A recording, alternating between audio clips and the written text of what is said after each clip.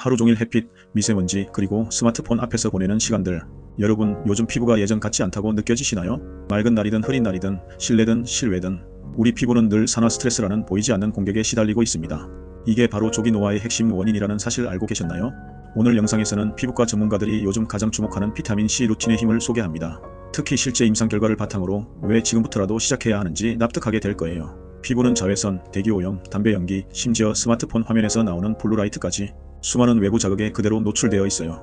이런 자극들이 만들어내는 것이 바로 활성산소인데요. 이 녀석들이 피부 속 콜라겐을 파괴하고 색소를 자극하면서 주름, 잡티, 탄력 저하까지 조용히 피부를 망가뜨립니다. 이게 바로 산화 스트레스? 소리 없이 하지만 분명하게 피부 노화를 가속화하는 주범입니다. 자, 이제 여기서 비타민C가 등장합니다. 비타민C는 대표적인 항산화제로 이 활성산소를 중화시켜 피부 세포를 보호해줘요.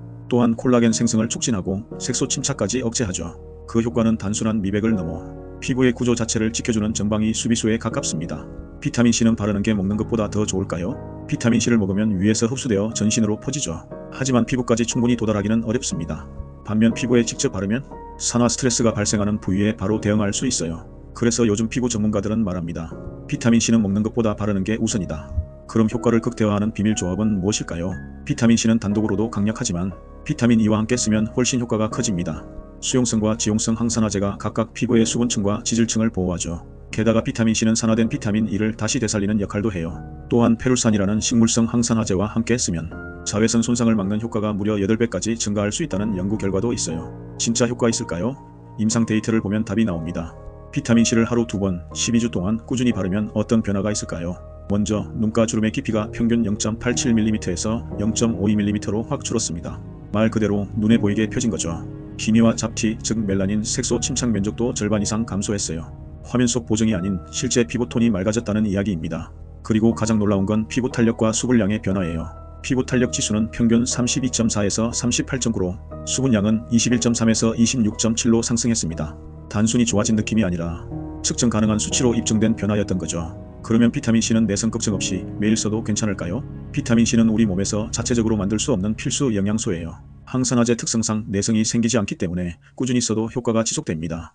단, 민감성 피부라면 고농도 15% 이상 제품은 주의가 필요해요. 피부 타입에 맞는 농도를 선택해 자극 없이 천천히 적응시키는 것이 중요합니다. 피부과 의사들이 말하는 골든타임을 보겠습니다.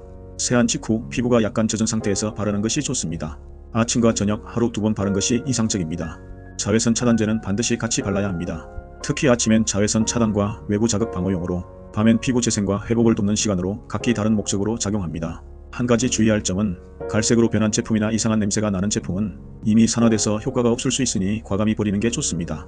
피부 노화는 어느 날 갑자기 찾아오는 것이 아닙니다. 오늘의 무심한 선택이 몇 년 뒤 거울 속 모습으로 돌아올 뿐이죠. 하지만 반대로 매일 아침과 저녁 단 30초의 루틴으로 우리는 그 미래를 바꿀 수 있습니다. 이 질문을 꼭 해보세요. 내 피부는 지금 제대로 보호받고 있는가? 오늘부터 비타민C 루틴 시작해보세요. 피부는 반드시 기억합니다.